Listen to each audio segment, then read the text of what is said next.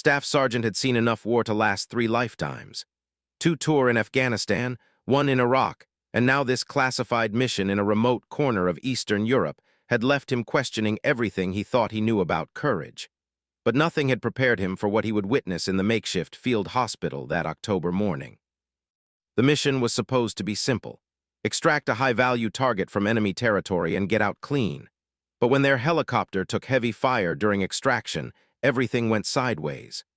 Found himself crashing through the roof of what looked like an abandoned medical facility, his leg twisted at an unnatural angle, blood pooling beneath his tactical vest. Through the haze of pain and smoke, he heard a voice. Calm, professional, with just a hint of an accent he couldn't place. "Don't move, I need to check your spine first." Tried to focus his vision. A woman in surgical scrubs knelt beside him, her dark hair pulled back in a practical ponytail. She looked to be in her early 30s, with steady hands and eyes that seemed to take in everything at once. Around them, the facility buzzed with activity as other medical personnel rushed to help the wounded from his unit. "Ma'am, you need to get out of here," managed through gritted teeth. "This area isn't secure. Enemy forces could be here any minute." The woman looked up from examining his injuries, and for just a moment caught something in her expression that didn't quite fit with her civilian appearance. It was the same look he'd seen in the eyes of seasoned operators just before they went into action. "I'm doctor," she said, returning her attention to his wounds. "This is my facility and these are my patients. I'm not going anywhere." Wanted to argue, but the morphine doctor had administered was starting to take effect. As his vision blurred, he caught glimpses of the organized chaos around him. The facility was larger than it had appeared from outside, with multiple wings extending in different directions. Medical equipment that looked far too advanced for a field hospital lined the corridors, and the staff moved with a precision that reminded him more of a military operation than a civilian medical facility. "Doc," he whispered as consciousness began to slip away, "what kind of hospital is this?" Paused in her work for just a fraction of a second. "The kind that saves lives, Sergeant, now rest." When woke, it was to the sound of distant gunfire. His leg was immobilized in a complex brace, and IV lines fed into his arm. The pain had dulled to a manageable throb, but his mind was sharp enough to recognize the tactical situation developing outside. The facility's lights had been dimmed to blackout conditions, and he could hear hushed conversations in multiple languages echoing through the corridors. Through a small window, he could see muzzle flashes in the tree line about 200 meters out. The enemy had found them. Doctor appeared at his bedside, but something had changed. Gone were the civilian scrubs, replaced by tactical clothing that looked military in cut but bore no identifying marks.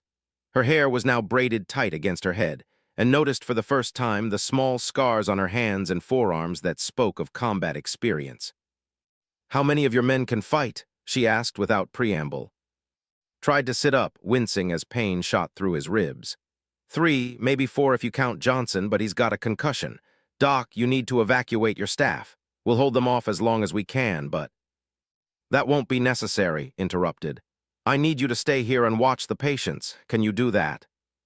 The question caught off guard. In his world, it was the soldiers who protected the civilians, not the other way around. But something in his tone made it clear this wasn't a request for protection. It was an order. "Doc, I don't think you understand the situation here. There are at least 40 hostiles moving in on this position. They're well armed and they know we're here. Your best bet is to—" Cut him off with a gesture. "Sergeant, I need you to trust me. Keep your men with the patients and don't leave this wing of the facility no matter what you hear. Do you understand?" Before could respond, the lights went out completely. Emergency lighting kicked in, casting everything in an eerie red glow. In the distance, he could hear the systematic sound of weapons being checked and loaded, but it wasn't coming from his remaining team members. "The patients need protection," said, checking a sidearm that had appeared from somewhere beneath her tactical vest. "That's your mission now." As she moved toward the door, caught sight of something that made his blood run cold. Strapped to his thigh was a knife that he recognized immediately. It was a fighting knife, standard issue for British Special Forces. But the wear pattern on the handle and the way she carried it suggested it had seen serious use. "Doc, wait," he called out. But she was already gone, disappearing into the darkened corridors with a silence that would have impressed his own team's reconnaissance specialists. Lay there in the growing darkness, listening to the sounds of battle drawing closer. His training told him to grab a weapon and join the fight, but his injuries and explicit orders kept him pinned to the hospital bed. Around him, the other patients, a mix of local civilians and wounded personnel, lay in various stages of consciousness, completely dependent on the medical staff for protection. The gunfire outside intensified and could hear voices shouting in a language he didn't recognize. They were close now, maybe 50 meters from the main entrance. His hand moved instinctively to where his sidearm should be, but found only bandages and medical tape. Then, from somewhere deep in the facility, came a sound that made the hair on the back of his neck stand up. It was the distinctive whistle of a grenade, followed by the sharp crack of its detonation. But the explosion had come from inside the building, not outside. Silence followed, broken only by the hum of the backup generators and the soft beeping of medical equipment. The gunfire from outside had stopped completely, as if someone had simply turned off a switch. Strained to hear what was happening in the rest of the facility. There were footsteps in the corridors, but they moved with a careful precision that suggested training far beyond what he would expect from medical personnel. Occasionally, he caught the sound of hushed voices speaking in what sounded like military jargon, but the words were too distant to make out clearly. Minutes passed like hours. Found himself counting his own heartbeats, a technique he'd learned during sniper training to stay calm under pressure. But nothing in his experience had prepared him for lying helpless while unknown forces moved through a building where he was supposed to be providing security. A soft knock at the door made him tense. The handle turned slowly and a figure appeared in the doorway. It was one of his nurses, a young man had seen earlier helping to treat the wounded. But like his appearance had changed. The medical scrubs were gone, replaced by tactical gear that looked well used and perfectly fitted. "Sergeant," the man said in accented English. "Doctor asked me to check on you and the others. How are you feeling?" "I'm fine," replied, studying the man's face for any clue about what was happening. "What's the situation outside?" The nurse smiled, but it didn't reach his eyes. "The situation is under control. Doctor is finishing up some administrative tasks, but she'll be back shortly to check on everyone." Administrative tasks. Had heard that euphemism before, usually in debriefings after operations that officially never happened.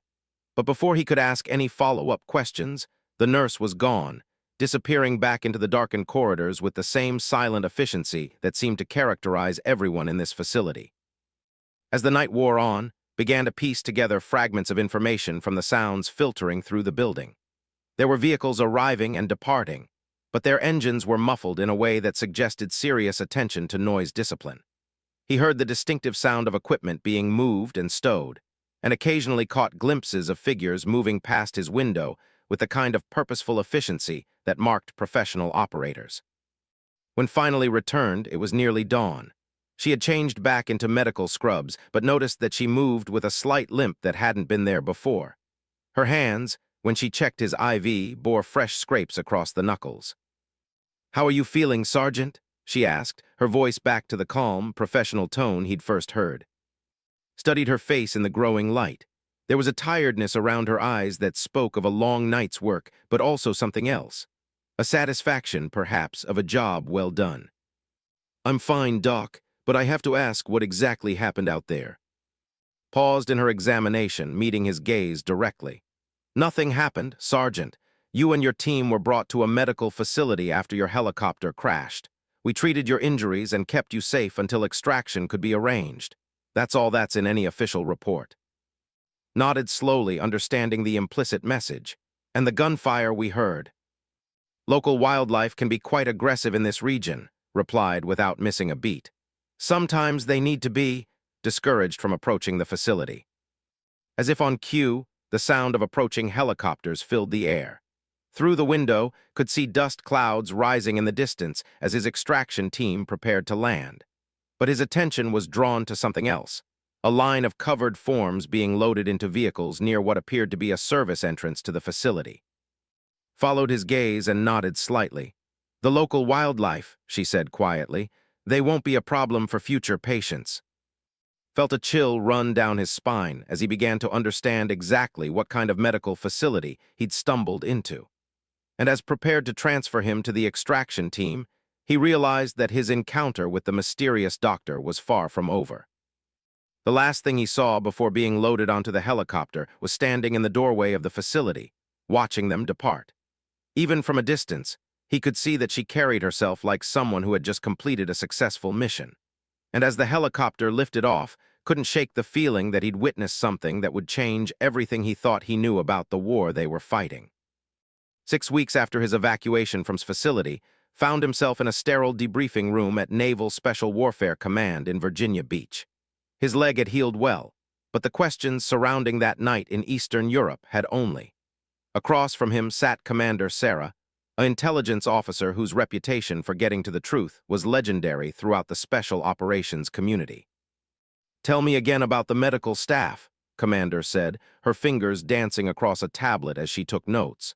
"Specifically, their behavior during the attack." Shifted in his chair, choosing his words carefully. "They were professional, ma'am, focused on patient care even under fire." Looked up from her tablet, her expression skeptical. "Sergeant, we've analyzed satellite footage from that night. 43 enemy combatants approached the facility. By morning, all 43 were confirmed KIA.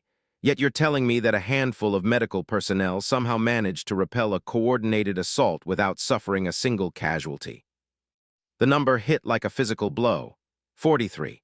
He had estimated 40, but hearing the exact count made the night's events even more impossible to explain within the bounds of his official report. "Ma'am, I was injured and medicated. My observations may not have been entirely accurate." Leaned back in her chair, studying with the intensity of someone who had spent years reading between the lines of classified reports. "Sergeant, I've been doing this job for 15 years.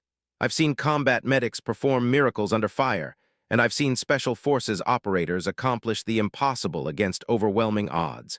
But what happened at that facility defies explanation within normal operational parameters." She slid a photograph across the table. It was a satellite image showing the facility from above, with thermal imaging overlays that revealed the positions of personnel during the engagement.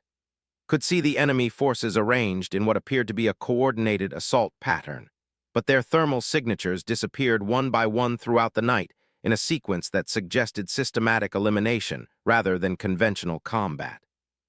"The interesting thing," continued, "is that we have no record of this facility in our databases. According to official sources, that building has been abandoned for over 2 years. Yet when we cross-referenced medical supply shipments to the region, we found evidence of significant equipment deliveries over the past 18 months.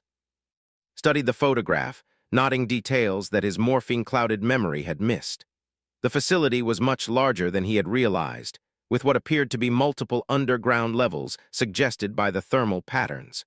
There were also vehicle access points that hadn't been visible from his hospital bed.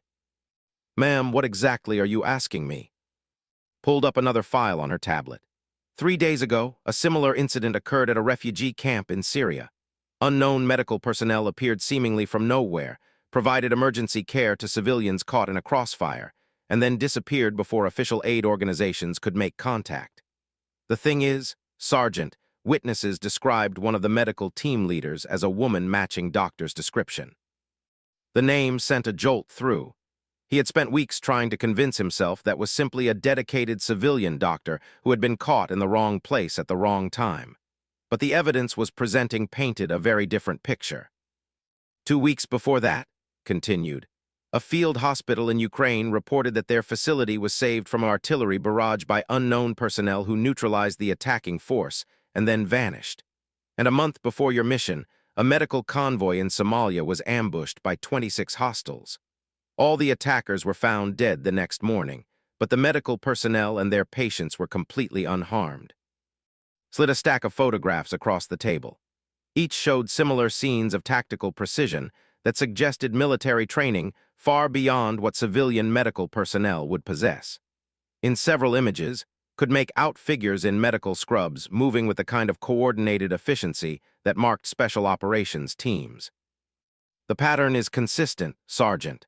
Wherever doctor appears, impossible things happen. Medical facilities become impregnable fortresses.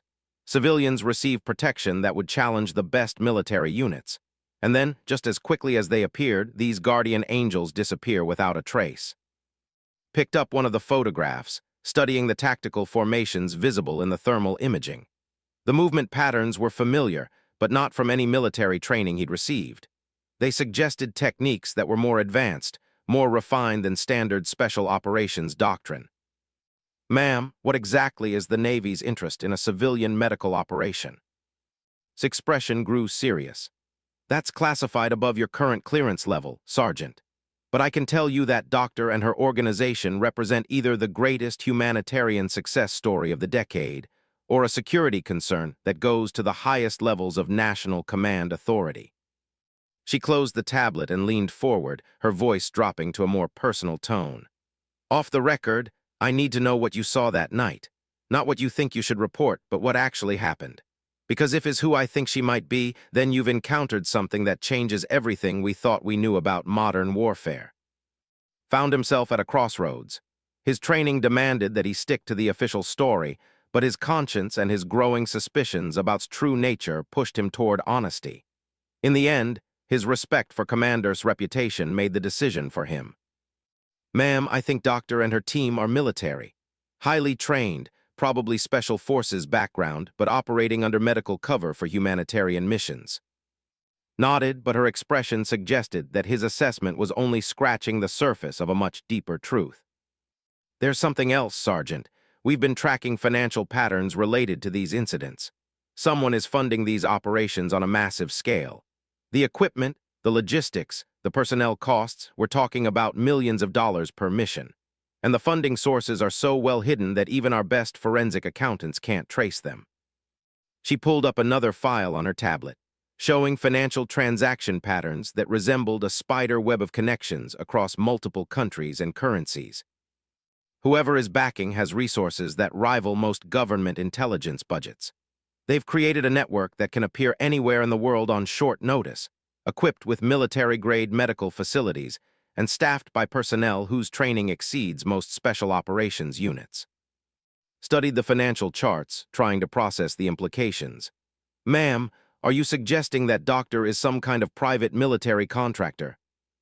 "I'm suggesting that Doctor represents something entirely new in the world of conflict resolution. A hybrid organization that combines medical humanitarian aid with tactical capabilities that could revolutionize how we approach crisis situations."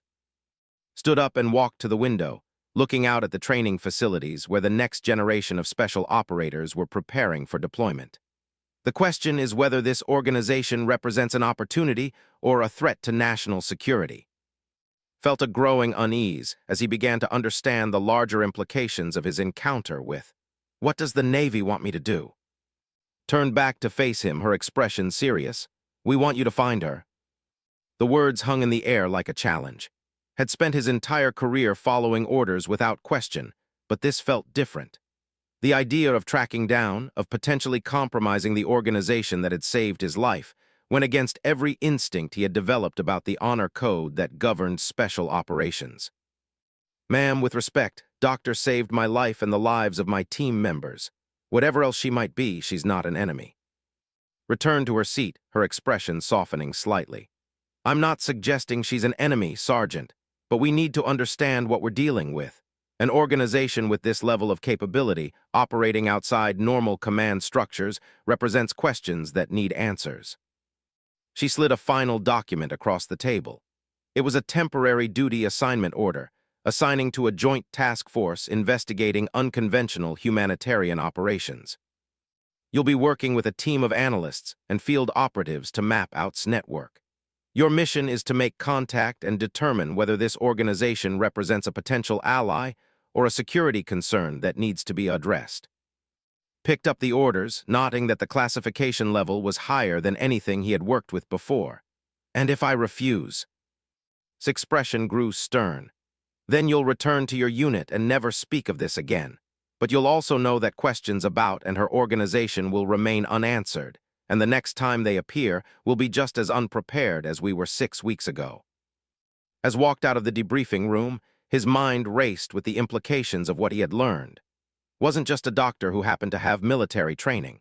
She was the leader of an organization that operated at the intersection of medical aid and tactical operations, funded by mysterious sources and staffed by personnel whose capabilities exceeded most government units. But more than that, She represented something that challenged everything thought he knew about the nature of modern conflict. In a world where traditional military solutions often created more problems than they solved, this organization seemed to offer a different approach, one that combined the healing mission of medical personnel with the protective capabilities of special operations forces. The question that haunted as he prepared for his new assignment was whether this organization represented the future of humanitarian intervention, or whether it was something else entirely. And as he began his investigation into her network, he couldn't shake the feeling that the answers he found would change not just his own understanding of warfare, but the entire strategic landscape of global conflict. 8 months after his first encounter with, found himself standing outside a seemingly ordinary medical clinic in Geneva, Switzerland.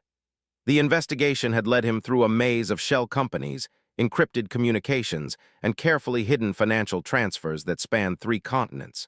But it had all led to this moment and this address. The clinic looked exactly like what it claimed to be a small, private medical facility catering to international travelers and diplomats, but had learned to look beyond surface appearances. The security cameras were positioned with the precision of a military installation. The staff members he could observe through the windows moved with the confident efficiency that marked professional operators. And the subtle reinforcements around windows and doors suggested that this facility was prepared for more than medical emergencies. Commander's voice crackled through his earpiece. "Remember, Sergeant, this is a reconnaissance mission only. We need to confirm location and assess the scope of her organization. No direct contact unless absolutely necessary." Adjusted the hidden camera in his jacket as he approached the front entrance. His cover story was simple. He was a former soldier seeking treatment for chronic pain related to his injuries. It was close enough to the truth to be convincing, and it gave him a legitimate reason to be there. The receptionist who greeted him was a middle-aged woman whose pleasant smile didn't quite hide the fact that her eyes were constantly assessing him for potential threats. "Mister, we've been expecting you. Doctor will see you shortly." The use of his real name sent a chill down spine. He had made the appointment under an assumed identity, using documentation that should have been impossible to penetrate. Yet somehow, his organization had seen through his cover before he had even walked through the door. As he waited in the reception area, observed the other patients. They appeared to be a mix of international travelers, but he noticed that several bore the subtle markers of military service, the particular way they sat, the way their eyes tracked movement, the unconscious positioning that suggested combat training. Whatever this clinic was treating, it wasn't ordinary travel-related illnesses. "Mister," a familiar voice made him look up, stood in the doorway, wearing a white coat over professional clothing. She looked exactly as he remembered, but her expression carried a mixture of amusement and resignation that suggested she had been expecting this encounter for some time. "Doctor," replied, standing to shake her hand. "Thank you for seeing me on such short notice." His grip was firm, but noticed that she held his hand just a moment longer than necessary, her thumb finding and pressing against a specific pressure point on his wrist. It was a technique used to detect concealed recording devices, and her slight nod told him that she had found what she was looking for. "Please come to my office. We have much to discuss." His office was larger than had expected, with medical diplomas and certificates covering one wall. But his trained eye noticed other details. A computer system that looked far more sophisticated than anything needed for a small clinic, communication equipment that suggested global connectivity, and a safe built into the wall that was designed to military specifications. "You've been looking for me for quite some time," said, settling behind her desk. 8 months, 14 countries, and approximately $2 million in investigation costs. I'm flattered by the attention. Felt his carefully prepared cover story crumble. "How long have you known?" Smiled, and for the first time, saw a hint of the warmth that had sustained him during his recovery. "Since the day you left my facility in Eastern Europe. Did you really think that someone with my resources wouldn't monitor the people whose lives we've touched?" She opened a file on her desk and slid it across, too. Inside were photographs documenting every step of his investigation meetings with Commander, surveillance operations, financial transactions related to his mission. The level of detail was staggering and suggested an intelligence capability that rivaled major government agencies. "The question isn't how long I've known you were looking for me," continued. The question is why I'm allowing you to find me now. Studied the photographs, realizing that organization had been watching his investigation from the beginning. Every move he had made, every lead he had followed, had been monitored and documented with professional precision. Why, he asked simply, stood and walked to the window, looking out at the bustling streets of Geneva. Because the world is changing. The old models of conflict resolution aren't working anymore. Traditional military solutions create more refugees than they protect. Humanitarian aid without security capability leaves civilians defenseless. We represent something new. She turned back to face him and could see the passion and conviction that drove her work. We call ourselves the Medical Emergency Response Corps, though that name appears in no government database and no official records. We are physicians, nurses, medics, and tactical specialists who have dedicated our lives to providing medical care in the world's most dangerous places. Moved to another wall where a large map showed locations around the globe marked with colored pins. Recognized several of them as sites where impossible medical miracles had been reported, places where civilian medical personnel had somehow managed to provide care under combat conditions. We have 147 active personnel worldwide, continued. Former Special Forces operators who became medical professionals, doctors and nurses who received tactical training, medics who wanted to do more than just treat the symptoms of conflict. Studied the map, beginning to understand the scope of organization. Who funds you? Smile was enigmatic. People who believe that healing and protecting are not mutually exclusive missions. Individuals who have the resources to support an organization that operates outside traditional bureaucratic constraints. She returned to her desk and pulled out another file, this one much thicker than the first. I'm going to tell you something that your government doesn't know and that your investigation hasn't uncovered. We've been approached by several intelligence agencies offering contracts for our services. The CIA wants us to provide medical cover for covert operations. Russian intelligence has offered us funding in exchange for intelligence on American activities. Chinese military intelligence believes we could be useful for expanding their influence in developing nations. The implications hit immediately. An organization with capabilities could be an incredible asset for any intelligence agency, but it could also represent a massive security threat if it fell under the wrong influence. What did you tell them? His expression grew serious. We told them what we're going to tell your Navy. We work for the patients. Period. We don't take government contracts, we don't gather intelligence for foreign powers, and we don't allow political considerations to influence our medical decisions. She opened the thick file and spread its contents across the desk. Inside were medical records, mission reports, and financial statements that documented organization with meticulous detail.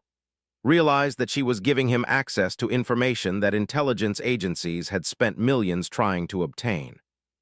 This is everything. Our organizational structure, our funding sources, our operational procedures, and our mission statements. I'm giving this to you because I believe that transparency is the only way to prevent misunderstanding. Began reading through the documents, his amazement growing with each page. Organization was even more sophisticated than his investigation had suggested. They maintained medical facilities on 4 continents, operated a logistics network that could deploy anywhere in the world within 72 hours, and had treated over 3,000 patients in active conflict zones without losing a single medical team member. But there's something else, continued, her voice growing more serious. Something that your government needs to understand if we're going to coexist peacefully. She pulled out a final document, this one marked with classifications that had never seen before. We've been tracking the same intelligence patterns that brought you to my attention.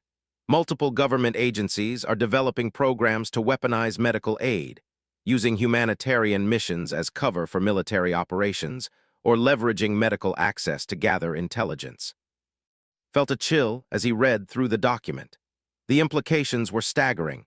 If medical aid became associated with intelligence operations, it would compromise the neutrality that allowed humanitarian organizations to operate in conflict zones. We won't allow that to happen, said firmly. Medical aid must remain neutral, or civilians will lose access to care in the places where they need it most. We've taken steps to ensure that any attempt to compromise medical neutrality will be discouraged. The way she said the word, discouraged, reminded forcefully of the 43 enemy combatants who had approached her facility that night in Eastern Europe. Organization wasn't just capable of providing medical care under fire. They were prepared to actively defend the principle of medical neutrality. "What do you want from me?" asked. Collected the documents and placed them in a secure case, which she then handed to. "I want you to take this information back to Commander and her superiors. I want them to understand that we exist, that we're not going away, and that we're willing to cooperate with legitimate government interests as long as they respect our core principles." She stood and moved toward the door, but paused before opening it. "There's one more thing. We've been monitoring several emerging crisis situations where civilian populations are at risk. Traditional military responses won't work, and conventional humanitarian aid can't operate safely in those environments." Turned to face him directly and could see the weight of command responsibility in her expression. "We could use someone with your background and training, someone who understands both military operations and the importance of protecting civilians. The offer stands permanently." As prepared to leave the clinic, walked him to the front entrance. "Tell Commander that she can reach me through the same channels you used to arrange this appointment. We're not hiding anymore, but we're also not compromising our principles." Paused at the door, looking back at one final time. "That night in Eastern Europe, how many of your people were actually medical personnel?" Smile was both sad and proud. "All of them. Every person you encountered that night was a fully qualified medical professional. They just happened to also be some of the most highly trained tactical specialists in the world." As walked away from the clinic, the secure case containing files felt like it weighed 100 pounds. He had found the answers that Commander wanted, but those answers raised questions that went to the heart of modern warfare and humanitarian aid. Its organization represented something entirely new, a fusion of medical care and tactical capability that could revolutionize how the world responded to humanitarian crises. But it also represented a challenge to traditional government control over both military and medical operations. As prepared his report for Commander, he realized that greatest achievement wasn't the impossible military victories she had accomplished. It was the creation of an organization that refused to accept that healing and protecting had to be separate missions. The war was fighting wasn't against any particular enemy. It was against the idea that civilians had to choose between medical care and security. And as considered her offer to join that fight, he couldn't shake the feeling that she was winning a battle that governments around the world hadn't even realized was being fought. The story of the SEAL who thought was just a nurse had become something much larger, a glimpse into a future where the line between humanitarian aid and tactical operations had been erased, replaced by something that was somehow both and neither at the same time.